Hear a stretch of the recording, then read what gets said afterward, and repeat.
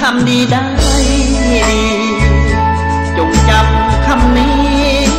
ให้ดีเถิดท่านทุกคนพระพุทธองค์สอนไว้ให้เฮาพาเพียรอดทนทางความหลุดพ้นจากความทุกข์ยากนานาเป็นคนทางศาสตร์อย่าขาดของธรรมอย่าสร้างเวรกรรมผลกรรมสิติดตามมา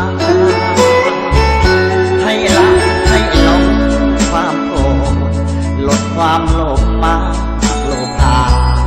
พุทธวาจาสอนมาจำไว้ให้ดี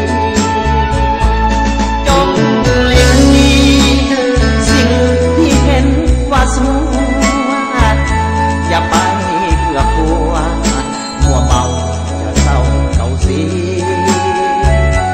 มาแข่งกันสรรสร้างความดีจึงจะสุขีทั้งกายและใจทำดีไว้เถิดเมื่อเกิดเป็นคนคุณค่าของคนอยู่ที่ผลงานสร้างไว้ครั้งหนึ่งคนเดียวลงผิดพลาดสังคมอาจให้อภัยบ่ลาบ่สวายสำหรับผู้อยากทำดี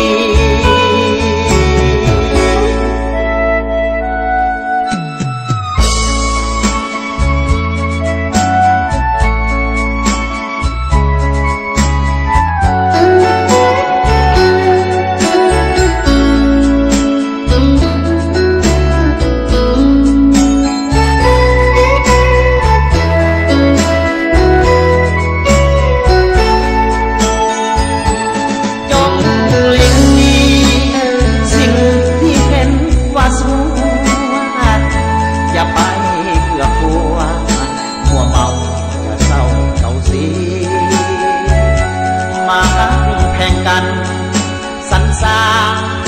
ความดีจึงจะสุขีทั้งกายและใจทำดีไว้เถิดเมื่อเกิดเป็นคนคุณค่าของคนอยู่ที่ผลงานสร้างไว้ครั้งหนึ่งคนเดียวลงผิดพลาดสังคมอาจให้อภัยบ่ลาบ่สวายสำหรับผู้อยากทำดี